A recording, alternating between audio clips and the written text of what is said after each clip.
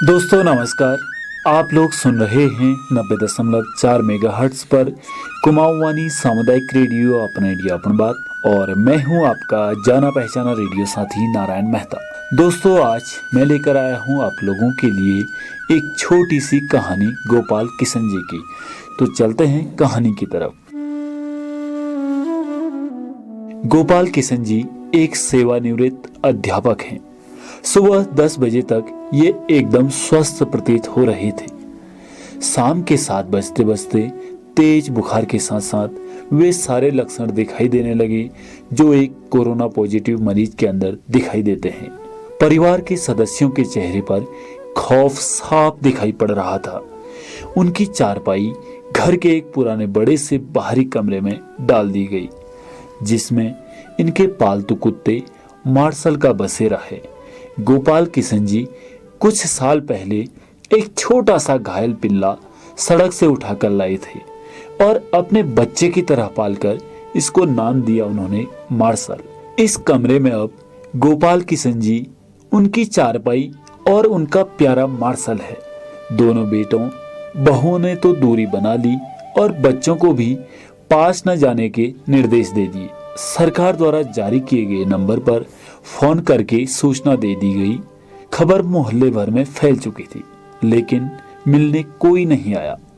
इतने में साड़ी के पल्ले से मुंह लपेटे हुए, हाथ में छड़ी लिए पड़ोस की कोई एक बूढ़ी अम्मा आई और गोपाल किशन जी की पत्नी से बोली, अरे कोई इसके पास दूर से खाना भी तो सरका दो।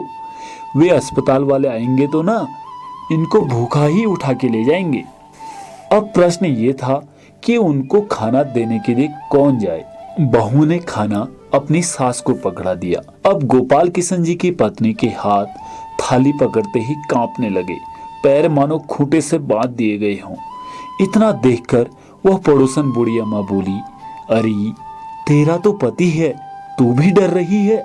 मुंह बांध के चली जा और दूर से थाली सरका दे, वो अपने आप उठाकर खा लेगा। सारी वार्तालाप गोपाल किशन जी चुपचाप सुन रहे थे।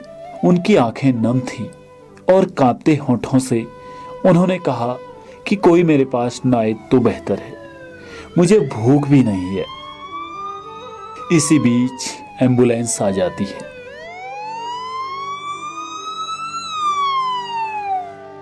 और गोपाल किशन जी को एम्बुलेंस में बैठने के लिए बोला जाता है। गोपाल किशन जी घर के दरवाजे पर आकर एक बार पलटकर अपने घर की तरफ देखते हैं। पोती पोते फर्स्ट फ्लोर की खिड़की से मास्क लगाए दादा को निहारते हैं और उन बच्चों के पीछे सर पर पल्लू रखे उनकी दोनों बहुएं दिखाई पड़ती हैं। ग्राउंड फ्लोर पर दोनों बेटे काफी दूर अपनी मां के साथ खड़े थे। विचारों का तूफान गोपाल किशन जी के अंदर उमड़ रहा था। उनकी पोती ने उनकी तरफ हाथ हिलाते हुए बाई कहा। एक क्षण को उन्हें लगा कि जिंदगी ने शायद अलविदा कह दिया। गोपाल किशन जी की आंखें लबलबा उठी। उन्होंने बैठकर अपने घर की देहरी को चूमा और एम्बुलेंस में जाकर बैठ गए। उनकी पत्नी ने तुरंत पानी से भरी बाल्टी घर की उस देहरी पर उलेट दी, जिसको गोपाल किशन जी चूमकर एम्बुलेंस में बैठे थे। इसे तिरस्कार कहो या मजबूरी, लेकिन ये दृश्य देखकर कुत्ता भी रो पड़ा। उसी एम्बुलेंस के पीछे पीछे होलिया जो गोपाल किशन जी को अस्पताल लेकर जा रही थी।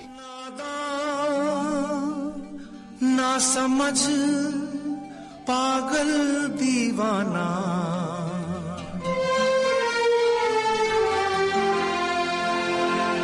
सबको अपना माना तूने, मगर ये न जाना मतलबी है लोग यहाँ पर, मतलबी जमाना, मतलबी है लोग यहाँ पर, मतलबी जमाना। सोचा साया साथ देगा, निकला वो बेगाना, बेगाना, बेगाना। अपनों में मैं बेगाना, मतलबी है लोग यहाँ पर, मतलबी जमाना। सोचा साया साथ देगा, निकला वो बेगाना बेगाना बेगाना। अपनों में मैं बेगाना बेगाना।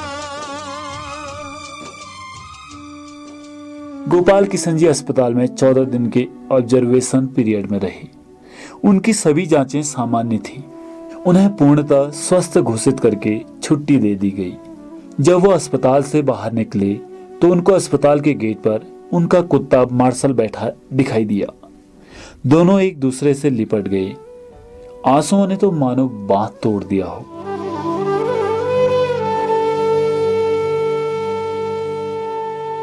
जब तक उनके बेटों की लंबी गाड़ी उन्हें लेने पहुंचती, तब तक वो अपने कुत्ते को लेकर किसी दूसरी दिशा की ओर निकल चुके थे। उसके बाद वो कभी दिखाई नहीं दिए। अखबार में लिखा है कि सूचना देने वाले को 40,000 का इनाम दिया जाएगा। पता नहीं मिलेंगे या नहीं। देख तेरे संसार की हालत क्या हो गई भगवान, कितना बदल गया इंसान, कितना बदल गया इंसान। सूरज न बदला, चांद न बदला, ना बदला रे आसमान, कितना बदल गया इंसान, कितना बदल गया इंसान।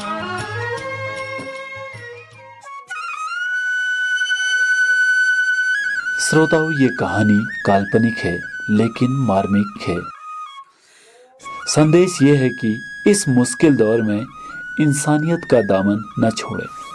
कोरोना मरीज से डरे नहीं, बस थोड़ी सावधानी बरतें। वायरस आया है तो एक दिन चला भी जाएगा, पर हम पीछे रह जाएंगे। ऐसा न हो हमें कभी शर्मिंदा होना पड़े कि मुश्किल दौर में हमने क्या किया।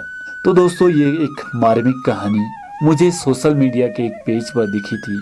मुझे लगा कि इस कहानी को रेडियो के माध्यम से अधिक लोगों तक साझा किया जाना चाहिए। उम्मीद करता हूँ कि यह कहानी जरूर हमें प्रेरणा देगी।